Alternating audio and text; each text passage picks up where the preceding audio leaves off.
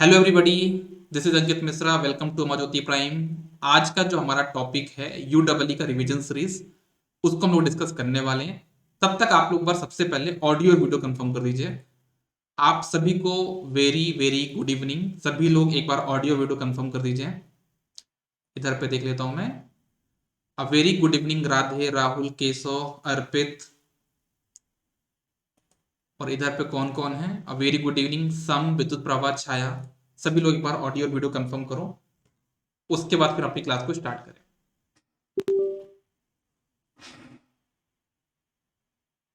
सब कुछ क्लियर है? आप लोग के मैसेज नहीं आ रहे हैं यार, क्या बात हो गई? इधर पे तो बिल्कुल मैसेज नहीं आ रहा है किसी के। छाया का लास्ट मैसेज है गुड इवनिंग, उसके बाद किसी का मैसेज नहीं आया। सर डायरेक्ट इनडायरेक्ट लाइटनिंग वाला क्वेश्चन क्लियर कर दीजिए। सर डायरेक्ट इनडायरेक्ट लाइटनिंग वाला क्वेश्चन कर दूंगा, आज ही कर दूंगा, आज ही हो जाएगा वो। ठीक है छाया, वो आज ही हो जाएगा, वो आज ही हम लोग डिस्कस कर लेंगे। ठीक है, चलो एक बार आप लोग ऑडियो और वीडियो कंफर्म कर दो बस। जितने भी लोग यहाँ पे हैं एक बार सभी लोग फटाक से ऑडियो और वीडियो कंफर्म कर दो। कंफर्म तो कुछ बोल ही नहीं रहा आप लोग, क्या है? ऑडियो क्लियर है ना? एक बार मैसेज कर दिया करो क्लियर है सर।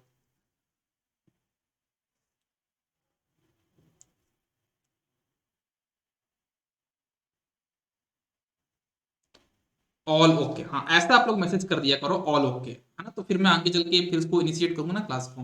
अदरवाइज मैं तो आपका वेट करता जाऊँ कि आप लोग सही बोलोगे और आप बोल ही नहीं रहे हो। चलो देखो, एक चीज समझना, जैसे आपको एक चीज पता होगी ना कि मैंने आपको ये बताया था कि एक कॉन्सेप्ट आता है यहाँ पे पोलर कर्व करके। पोलर कर्व क्या होता है, ये चीज मैंने आपको बताई थी कि आपके पास जो बल्ब होते हैं ना, आप घर पे भी बल्ब जब देखो तो आपके बल्ब इस शेप के कुछ होते हैं, है ना? आपके जो बल्ब होंगे इस शेप के कुछ बनते हैं। तो इस टाइप का जो शेप है यहाँ पे, है ना, तो ये क्या सिमेट्रिकल शेप है कि अनसिमेट्रिकल शेप है? ये आपका एक अनसिमेट्रिकल शेप है। तो अनसिमेट्रिकल शेप की वजह से, या फिर बोले कि जो आपके बल्ब है, जो लैंप है, उनका अनसिमेट्रिकल शेप की वजह से जो सीपी निकलेगा, जो कैंडल पावर का निकलेगा डिफरेंट डिफरेंट डायरेक्शन में, वो इक्वल नहीं होगा। तो अगर हमको ये पता करना हो कि उसका डिस्ट्रीब्यूशन कैसा हो, तो उसके लिए हम बनाते हैं पोलर कर्व। और पोलर कर्व किसने बनाया था, हमको किसने हेल्प की थी पोलर कर्व बनाने में? रूसो नाम के एक साइंटिस्ट थे, उन्होंने हेल्प की थी किसको? पोलर कर्व को बनाने में। जैसे एग्जांपल तौर पे मान लो आप पास में यहाँ पे बल्ब ले लेता हूँ। सपोज करो कि एक आपके पास यहाँ पे बल्ब है। अब इस बल्ब से जो लाइट निकलेगी ना, देखना सभी लोग, इस बल्ब से जो लाइट निकलेगी वो कैसे निकलेगी? देखो, ऑब्वियस सी बात है, यहां से लाइट धीरे धीरे बढ़ती जाएगी, बढ़ती जाएगी, बढ़ती जाएगी, बढ़ती जाएगी, बढ़ती जाएगी, ऐसे बढ़ती जाएगी, ऐसे बढ़ती जाएगी, ऐसे बढ़ती जाएगी, ऐसे बढ़ते जाएगी। ये आपका बन गया यहाँ पे क्या? Polar curve. मतलब इस लैंप की लाइट कैसे निकलेगी? ऐसी कुछ निकलेगी, है ना? तो पोलर कर्व का कॉन्सेप्ट तो आपको समझ में आ गया कि पोलर कर्व होता क्या है। तो यहाँ पे लिखा है क्लियरली, आप पढ़ सकते हो। इसमें एजम्पशन क्या होता है, अभी तक हम क्या मान रहे थे कि जो ल्यूमिनस इंटेंसिटी और जो सीपी है वो यूनिफॉर्मली डिस्ट्रीब्यूटेड है। अभी हम तक ये मान रहे थे, लेकिन practically no source are providing uniformly CP and luminous intensity. Luminous intensity और कैंडल पावर को कोई भी ऐसा प्रैक्टिकल सोर्स नहीं है जो कि यूनिफॉर्मली प्रोवाइड कर सके। ऐसा क्यों है? क्योंकि बिकॉज ऑफ अनसिमेट्रिकल शेप। तो ये बहुत जरूरी हो जाता है कि हमको लाइट का जो डिस्ट्रीब्यूशन है वो पता चल जाए in various direction. Hence, it becomes necessary to know distribution of light in various direction। और उसी के लिए हम क्या करते हैं? पोलर कर्व का यूज करते हैं, है ना? इसी के लिए हम क्या यूज करते हैं? पोलर कर्व का यहाँ पे यूज करते हैं। Got it? पोलर कर्व दो टाइप के होते हैं। एक होता है आपके पास यहाँ पे, मेरा पेन कहाँ गया? एक होता है आपके पास हॉरिजॉन्टल पोलर कर्व, एक होता है यहाँ पे वर्टिकल पोलर कर्व। हॉरिजॉन्टल मतलब जैसे आपका सोर्स अगर हॉरिजॉन्टल डायरेक्शन में रखा है, तो जो भी पोलर कर्व बनेगा उसको हम बोलेंगे हॉरिजॉन्टल पोलर कर्व। और अगर आपका सोर्स कैसा रखा है, वर्टिकल डायरेक्शन में रखा हुआ है, तो उसको हम बोलेंगे आपका वर्टिकल पोलर कर्व। और जो आपके पोलर कर्व उसको किसने बनाया था, किसने डेवलप किया था? उसको रूसो ने क्या किया था? डेवलप किया था। यहाँ पे लिखा ना डेवलप्ड बाय रूसो। जो आपका पोलर कर्व है किसने बनाया था? इसको रूसो नाम के साइंटिस्ट ने प्रोवाइड किया। ठीक है, ओके, ठीक है, ठीक है, ओके। अच्छा, जैसे हमको कैंडल पावर मिल जाएगा ना, तो कैंडल पावर निकलने के बाद हम यहाँ पे एमएचसीपी एमएचएससीपी सब कुछ भी निकाल सकते हैं, है ना? वो तो आपको क्लियर हो गया होगा। सबसे पहले हमको क्या निकालना है? Candle power. अगर हम वो निकाल पा रहे हैं तो हम ये सारी चीजें यहाँ पे कैलकुलेट कर पाएंगे with the help of polar curve. अब बात करते हैं हम यहाँ पे एक नया एक वर्ड आता है, एक नया हमारे पास यहाँ पे टर्मिनोलॉजी आती है जिसको हम बोलते हैं इंटीग्रेटिंग स्फीयर। देखो नाम यहाँ पे क्लियर है स्फीयर, तो एक फुटबॉल टाइप का शेप होता है ना। ये क्या होता है, एक डिवाइस हो गई, एक अपरेटस हो गया जो कि फुटबॉल टाइप का होगा। उसके सेंटर पे, फुटबॉल के जो अंदर जो सेंटर होता है ना, वहां पे अपने लैंप को पुट करते हैं। और इसकी जो सरफेस होती है, जो इनर सरफेस होती है, वो ऐसी कुछ होती है कि वो काउंट करती है कि इसमें कितनी लाइट एनर्जी आ रही है। हम यहाँ पे इसके सेंटर पे जो इंटीग्रेटिंग स्फीयर है, हम इसके सेंटर पे क्या रखते हैं, लैंप रखते हैं। और वो लैंप से जो लाइट निकलेगी किस पे, इस फुटबॉल के जो इंटीग्रेटिंग स्फीयर के जो सरफेस पे, इनर सरफेस पे जो लाइट आएगी उसको काउंट करेंगे। और उस पे काउंट करने के बाद उसको हम 4 पाई से डिवाइड कर देंगे तो क्या मिल जाएगा हमको यहाँ पे, MSCP। तो जो इंटीग्रेटिंग स्फीयर है वो एक एपरेटस है जो कि क्या निकालने में हेल्प करता है, हमारी MSCP in the sense mean spherical candle power को कैलकुलेट करने में हमारी हेल्प करता है। इस टाइप के स्फीयर में होता क्या है, in this method sphere is used to measure the total flux radiated by the lamp which when divided by 4 pi will give MSCP। मतलब ये जो हमारे पास यहाँ पे स्फीयर है, इसके सेंटर पे हम क्या रखेंगे, लैंप रखेंगे। इस लैंप से हमारी लाइट एनर्जी निकलेगी। उस लाइट एनर्जी को काउंट कर लेगा। कौन काउंट कर लेगा, जो हमारा इनर सरफेस है। और उसको हम 4 पाई से डिवाइड कर देंगे तो वो क्या मिल जाएगा यहाँ पे, MSCP। क्या ये बात भी सबको क्लियर है, बताइए। ये बात भी यहाँ तक सभी को क्लियर है कि हमारा क्या होता है, ये इंटीग्रेटिंग स्फीयर क्या होता है। ये बात भी आपको सबको क्लियर हो गई होगी, फाइन। अब हम बढ़ते हैं, आपका एक नया टर्म हमारे पास आता है यहाँ पे, उसको हम बोलते हैं फोटोमेट्री। ये फोटोमेट्री क्या होती है, इसको थोड़ा समझने की कोशिश करते हैं। देखो फोटोमेट्री अगर हम बोले तो फोटोमेट्री हम क्या करते हैं, photometry is used to find the candle power. किसी भी सोर्स, कोई भी एक लैंप है, उसका कैंडल पावर को पता करना है with the help of a known source. मतलब एक अननोन सोर्स है, एक नोन सोर्स है, तो अननोन सोर्स का कैंडल पावर आपको बताना है with the help of what, with the help of known source. मतलब एक नोन सोर्स लैंप का यूज करके आप यहाँ पे एक अननोन सोर्स का क्या करने वाले हो, कैंडल पावर पता करने वाले हो। इसी सेटअप को हम क्या बोलते हैं, फोटोमेट्री बोलते हैं। तो फोटोमेट्री एक सेटअप है, एक अरेंजमेंट है, एक लेबोरेटरी में रखा अपरेटस है, डिवाइस है, जिसमें हम क्या करते हैं, किसी भी एक अननोन सोर्स का कैंडल पावर निकालेंगे with the help of a known source. और जो हम ये फोटोमेट्री जो परफॉर्म करते हैं ना, वो एक डार्क रूम में करते हैं। Dark room in the sense कि हमारा जो अननोन सोर्स है और नोन सोर्स है, इन दोनों को अलावा उस लैंप, उस रूम में कोई और सोर्स प्रेजेंट नहीं है। कहने का मतलब ये है कि जिस रूम में हम ये परफॉर्म करेंगे, उस रूम में आपके पास अननोन सोर्स होगा और नोन सोर्स होगा। इन दोनों के अलावा कोई दूसरा सोर्स नहीं होगा। We have to use known source of light to calculate candle power. तो हमको क्या करना होगा, यहाँ पे नॉन सोर्स का यूज करना होगा कैंडल पावर कैलकुलेट करने के लिए। तो चलो इसको एक बार सेटअप देख लेते हैं, इसमें हम करते क्या है, इसका जो अरेंजमेंट है ना, वो सारी चीजें हम इसका देख लेते हैं कैसे ये काम करता है। ठीक है ना, हम लोग ये देख लेते हैं कि ये कैसे काम करता है। वो चीज थोड़ा सा हम लोग समझने की कोशिश करते हैं। जो हमारा फोटोमेट्री है ना, वो कैसे काम करता है, वो हम यहाँ पे देखने वाले हैं। तो बहुत इंटरेस्ट के साथ समझना है इसमें। हम इसमें सबसे पहले क्या करते हैं समझना, सबसे पहले हम यहाँ पे अपने नोन सोर्स, जो हमारे पास यहाँ पे नोन सोर्स है ना, इस नोन सोर्स को हम ऑन करेंगे। और देखो पहले देखो इसमें सेटअप समझो, सेटअप क्या होता है। सबसे पहले तो आपके पास यहाँ पे एक फोटोमेट्रिक टेबल है, नीचे के जो बेंचेस को फोटोमेट्रिक टेबल बोलते हैं। और बीच में यहाँ पे एक स्लाइडर होता है। स्लाइडर समझते हो क्या होता है, जिसमें स्लिप करके अपन इसको खिसका सकते हैं, इधर उधर खिसका सकते हैं। यहाँ पे इसमें स्लाइडर होता है एक ऐसा। इसको मैं रेड पेन से बना देता हूँ तो थोड़ा सा क्लियर दिखेगा। एक्चुअली मेरे इसके नोट्स थे, लेकिन हो क्या गया है कि वो फाइल करप्ट हो गई है अपलोड करने के पहले। तो आपके नोट्स से ही मैं पढ़ा रहा हूँ इस चीज को। देखो तो यहाँ पे एक टेबल है और टेबल के सेंटर पे आपके पास यहाँ पे क्या एक स्लाइडर है। और उस स्लाइडर में आपके पास यहाँ पे क्या, कौन स्लाइडर लगा यहाँ पे, एक आपके पास लगा यहाँ पे नॉन सोर्स। और इस नॉन सोर्स के अलावा यहाँ पे होता है फोटोमेट्री ऑब्जेक्ट। इस टाइप का फोटोमेट्री ऑब्जेक्ट क्या होता है, आप इसको समझो कि कोई एक पेपर टाइप का है, उसमें कुछ चीज को बेचकर सर्कल बना दिया गया ऐसा है ना, यहाँ पे कुछ सर्कल टाइप का बना दिया गया। अब होता क्या है कि मैं यहाँ पे क्या करता हूँ, सबसे पहले अपने सीपी को ऑन करूंगा, मतलब ये वाले नोन सोर्स को ऑन करूंगा। जब नोन सोर्स को ऑन करूंगा तो इसकी पूरी लाइट फैल जाएगी। तो मैं क्या करता हूँ, यहाँ पे जो मेरा ये है ना, ये क्या कहते हैं फोटोमेट्रिक ऑब्जेक्ट, इसको मैं स्लाइड करता हूँ, इसके पास लेके आता हूँ। किसके पास लेके आता हूँ, इसको मैं नोन सोर्स के पास लेके आता हूँ। और तब तक पास लेके आता हूँ कि जब इसकी लाइट सिर्फ इस फोटोमेट्री ऑब्जेक्ट, जहां पे रेड कलर से बनाया मैंने, सिर्फ इसी को इल्यूमिनेट करे। तो यहां तक लेके आया, फिर मैं देखा कि भाई सिर्फ इतने पार्ट को ये इल्यूमिनेट कर रहा, तो मैं क्या करूंगा, यहाँ पे लेंथ को मैं क्या कर लूंगा, काउंट कर लूंगा कितनी लेंथ है यहाँ पे, ये L1 लेंथ है। फिर मैं क्या करता हूँ, ये वाले लैंप को जो मेरा नोन सोर्स उसको मैंने बंद कर दिया, फिर मैंने क्या किया, अपने अननोन सोर्स को मैंने ऑन किया, और ये फोटोमेट्री ऑब्जेक्ट यहीं पे रखा हुआ है यहाँ पे। फिर मैं क्या कर रहा हूँ, अपने नोन अननोन सोर्स जो मेरा अननोन सोर्स है उसको मैं पास में लेके आ रहा हूँ किसके, अब मैं उसको पास में लेके आ रहा हूँ किसके, ये वाले फोटोमेट्री ऑब्जेक्ट के। और जब मैं देख कब तक पास में लेके आऊंगा, जब तक कि सिर्फ वही जो अपना ये फोटोमेट्री ऑब्जेक्ट है सिर्फ उतना ही इल्यूमिनेट हो, उसके बाहर लाइट ना जाए। और जैसे ही वहां तक आ जाए तो मैं अपनी लाइट वहां पे काउंट कर लूंगा इसको L2, जो मेरी डिस्टेंस होगी मैं काउंट कर लूंगा L2। अब मुझे ये पता है कि देखो ये जो नोन सोर्स है, ये जो नोन सोर्स है, इस नोन सोर्स की वजह से, इस नोन सोर्स की वजह से आपके यहां पे जो इल्यूमिनेशन हुआ फोटोमेट्री ऑब्जेक्ट पे, वो कितना हो जाएगा, E1 equals to CP by L1 square, CP1 upon L1 square हो जाएगा।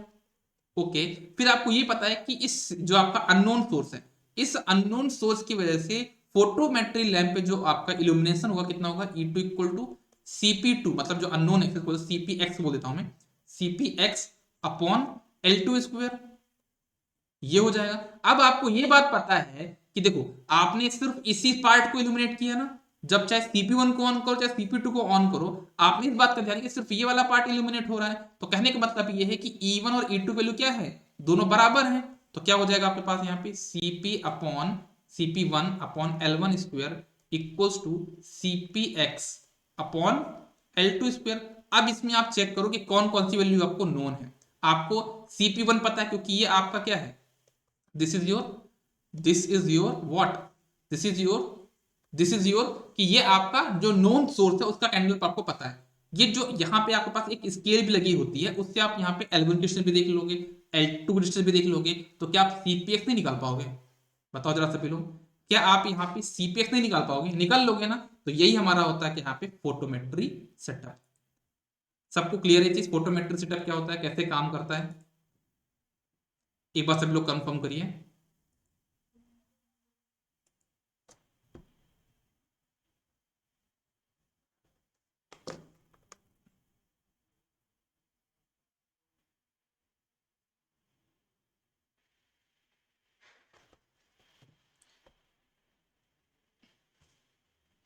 ठीक है, चलो आगे बढ़ते हैं। अब देखो ये तो मैंने आपको पूरा डेरिवेशन बता ही चुका, तो ऑलरेडी आप इसको कर सकते हो। अब हम बात करते हैं यहाँ पे टाइप्स ऑफ लैंप, हमारे पास कितने कितने टाइप के लैंप होते हैं देखना। सबसे पहले हम हमारे पास होता है एक आर्क लैंप, ठीक है, अरे यार कौन मैसेज कर रहा है।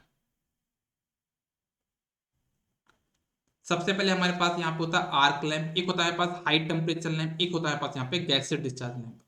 तो सबसे पहले हम डिस्कस करते हैं कि हमारे पास जो ये आर्क लैंप होता है वो किस टाइप का लैंप होता है, समझना। आर्क लैंप का मतलब जो मेन कॉन्सेप्ट है वो ये है कि आपके पास दो इलेक्ट्रोड होंगे, दो आपस में कांटेक्ट बना रहे होंगे, उनमें आप सप्लाई दे रहे होंगे, और हम क्या करेंगे, उनको अचानक से सेपरेट कर देंगे। ये हमारा कॉन्सेप्ट है। तो जैसे हम उनको सेपरेट करें तो वहां पे एक लाइट जनरेट होगी, है ना, उसी को हम बोलते हैं आर्क, हम इसको स्पार्क, स्पार्क भी बोलते हैं, फिर आर्क भी बोलते हैं। हमको बस करना क्या है कि उस स्पार्क को मेंटेन रखना है, और उस स्पार्क को मेंटेन करने के लिए हमको जलाना पड़ेगा, और जलाने के लिए हम यहाँ पे अलग अलग मटेरियल प्रोवाइड करते हैं, चाहे वो कार्बन हो, चाहे फ्लोराइड हो, चाहे मैग्नेटिक आर्क हो। तो उस टाइप का मटेरियल प्रोवाइड करके हम यहाँ पे उस आर्क को मेंटेन करते हैं। तो यही हमारा होता है आर्क लैंप। इसके बारे में पढ़ लेते हैं क्या लिखा हुआ है। In an arc lamp electric current is made to flow, आप करंट फ्लो करोगे through two electrode in contact with each other. दो कांटेक्ट, दो इलेक्ट्रोड आपस में कांटेक्ट में है, उनके थ्रू आप करंट पास करोगे, विच इज सेपरेटेड अपार्ट, उनको आप थोड़ा सेपरेट करोगे तो क्या होगा, आपको वहां पे आर्क देखने को मिलेगी, उसी को हम बोलते हैं आर्क लैंप। कॉन्सेप्ट तो अपना ये हो गया। अब जो आर्क लैंप होते हैं वो तीन टाइप के होते हैं, carbon arc lamp, fluoride arc lamp and magnetic arc lamp. अब देखना ये कार्बन आर्क लैंप क्या करता है। देखो कार्बन आर्क लैंप क्या होगा, it is the earliest type of lamp, सबसे पहले जो लैंप बनाया गया था कौन सा बनाया था, आपका carbon arc lamp. It is still used in cinema project, देखो सबसे पुराना टाइप का लैंप है और आज भी यूज हो रहा है, कहां पे, सिनेमा प्रोजेक्ट है, जो आप लोग सिनेमा में बैठते हो पीछे देखो लाइट आती है, वो आपका कहां से आती है, कार्बन आर्क लैंप से आती है। It is not use for domestic purpose, मतलब इसका ऐसा नहीं कि आप घर पे जला इसको लगा लोगे, है ना, ये डोमेस्टिक पर्पज के लिए नहीं है, it is use for industrial purpose. इसमें होता क्या है देखना, इसको आप देख सकते हो, when two hard carbon rod, मतलब कठोर carbon rod are placed end to end, दोनों को हमने एंड टू एंड प्लेस कर दिया, and connected to the terminal of DC supply, इसको डीसी टर्मिनल से हम यहाँ पे कनेक्ट कर दिया। नॉट मोर देन 45 वोल्ट, इसको हमने 45 वोल्टेज से ज्यादा वोल्ट पे रखा, मतलब यहाँ का जो वोल्टेज है वो 45 वोल्टेज से ज्यादा है। तो हम क्या देखते हैं कि यहाँ पे कुछ ना कुछ करंट फ्लो होना स्टार्ट हो जाती है, और कुछ टाइम बाद यहाँ पे क्या होगा, एक लाइट टाइप का दिखाई देगा, कुछ ड्यू टू रेजिस्टेंस, क्योंकि यहाँ पे कॉन्टेक्ट है, उस कॉन्टेक्ट रेजिस्टेंस की वजह से यहाँ पे क्या होगा, आपका एक थोड़ा सा इनकैंडेसेंट दिखाई देगा। फिर होता क्या है कि जैसे आप इसको थोड़ा सेपरेट करोगे, और जैसे आप यहाँ पे सेपरेट करोगे तो होता क्या है, अबाउट 2 to 3 ml सेपरेट करोगे तो यहाँ पे एक स्पार्क क्रिएट होती है, एक आर्क क्रिएट होगी, जो कि आपका व्हाइट लाइट एमिट करेगा, उसी को हम बोलते हैं आर्क, उससे हमको क्या मिलेगी, विजुअल लाइट मिलेगी। तो लिखा भी है यहाँ पे, if they are slightly pulled about 2 mm to 3 mm, arc will perform मतलब formed between two carbon rod and white light will be produced। अब ये जो आर्क है इसको मेंटेन करने के लिए हम क्या करोगे, आप कार्बन पार्टिकल्स को बर्न करोगे। तो arc is maintain constant by transfer of carbon particles from one rod to another rod. It is found that particles travel from positive electrode to negative electrode. हम ये देखते हैं कि जो हमारे कार्बन पार्टिकल्स हैं वो पॉजिटिव इलेक्ट्रोड से नेगेटिव इलेक्ट्रोड तरफ ट्रेवल कर रहे हैं, कोई करंट की डायरेक्शन भी वैसी ही है। दैट इज वाई हम जो पॉजिटिव इलेक्ट्रोड है ना उसको नेगेटिव इलेक्ट्रोड का डबल टाइप्स बनाते हैं। हम जो शेप लेते हैं, जो क्रॉस सेक्शन एरिया लेते हैं, हम क्या करते हैं, पॉजिटिव इलेक्ट्रोड का ज्यादा रखते हैं, क्योंकि पॉजिटिव इलेक्ट्रोड के जो पार्टिकल्स टूट के नेगेटिव के पास आ रहे हैं, तो हम क्या करते हैं, पॉजिटिव इलेक्ट्रोड को हम डबल साइज का लेंगे, क्योंकि कुछ टाइम बाद पॉजिटिव पूरा खाली हो जाएगा और निगेटिव के ऊपर क्या हो जाएगा, पॉइंटेड पेंसिल बन जाएगी। ठीक है ना। तो हम क्या करते हैं, यहाँ पे पॉजिटिव इलेक्ट्रोड का जो क्रॉस सेक्शन एरिया है वो डबल लेते हैं, किसका, नेगेटिव का।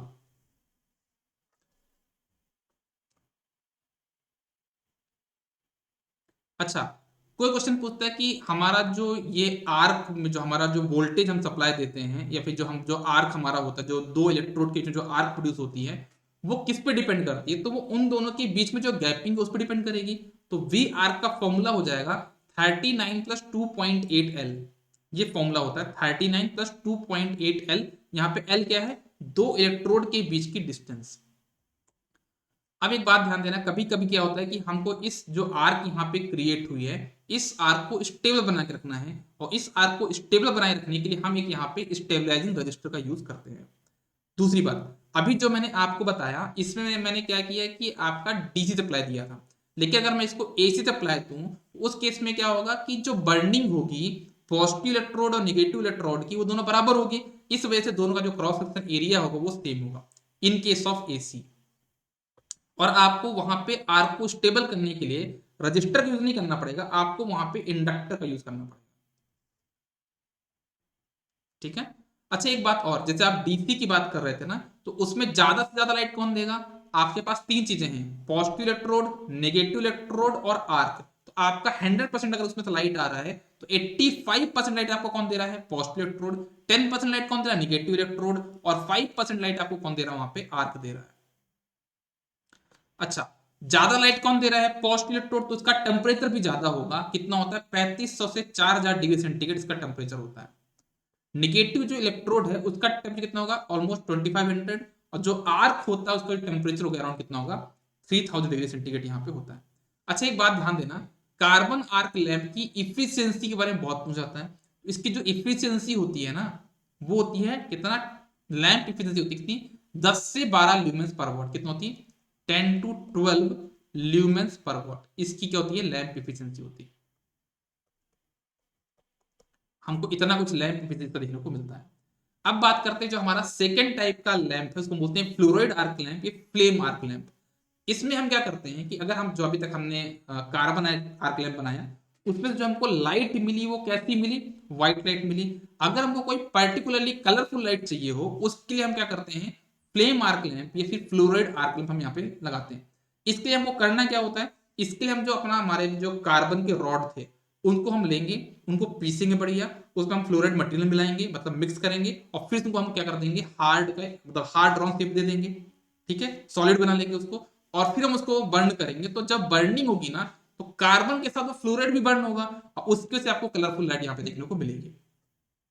तो यहाँ पे देख सकते हो, फ्लोराइड आर्क लैंप में क्या होगा, in this type of lamp 5 to 15% of fluoride material is used and 80 to 95% of carbon आपका यहाँ पे होता है। The addition of fluoride helps the arc to deliver different colours. जो फ्लोराइड है ना वो आपका डिफरेंट डिफरेंट कलर आपको प्रोवाइड करता है।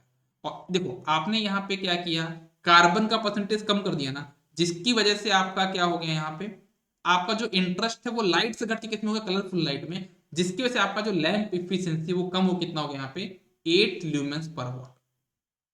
थर्ड टाइप का जो लैंप आता है कार्बन, जो आपका आर्क लैंप है उसी का जो टाइप है वो है आपका कौन सा, मैग्नेटिक आर्क लैंप।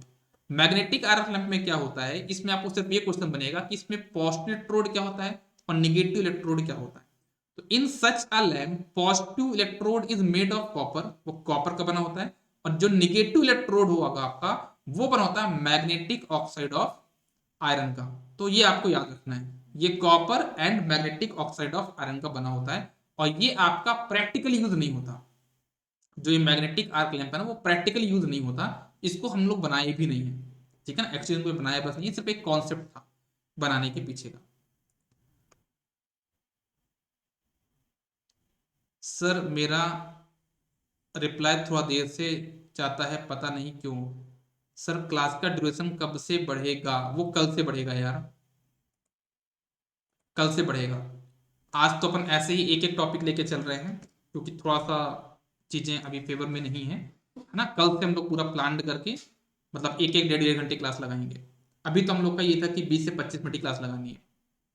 चलो हम लोग नेक्स्ट लैंप पे स्विच करें क्या, हाई टेम्परेचर लैंप पे हम लोग स्विच करें, बताओ जरा से। चलो अब हम लोग आते हैं यहाँ पे, कहाँ पे, आपका हाई टेम्परेचर लैंप पे। अब हम लोग आते हैं कहाँ पे, आपका हाई टेम्परेचर लैंप। अच्छा आपको पता है कि आप लोग का एडमिट कार्ड आ गया सब इंजीनियर का, कि नहीं पता,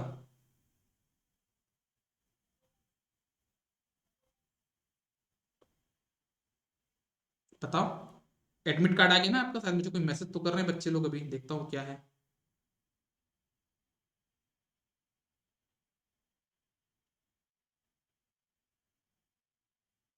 मैं भी देख लेता हूँ आया कि नहीं आया। सब इंजीनियर एडमिट कार्ड आ चुका है, बहुत अच्छी बात है। नहीं पता था तो आ चुका है, आप लोग देख लीजिएगा ना एडमिट कार्ड। चलो अभी आप लोग एडमिट कार्ड देख लो, अपन इसको कल कंटिन्यू करेंगे, ठीक है ना। आप लोग अपना एडमिट कार्ड चेक कर लीजिए, ठीक है। आप लोग का एडमिट आपको पता भी नहीं था, मुझे बाकी लोग को भी इन्फॉर्म कर दूं। और उसके बाद हम लोग मिलते हैं किसमें, हाई टेम्परेचर लैंप में। ये कल मतलब आपका, कल आपका ये पूरा इल्यूमिनेशन खत्म हो जाएगा, परसों आपका हो जाएगा हीटिंग और वेल्डिंग। मतलब टोटल 3 क्लास मुझे और लगेंगी, बस 3 क्लास और लगेंगी यूडब्ल्यू के लिए। Good day everybody, all the best, take care.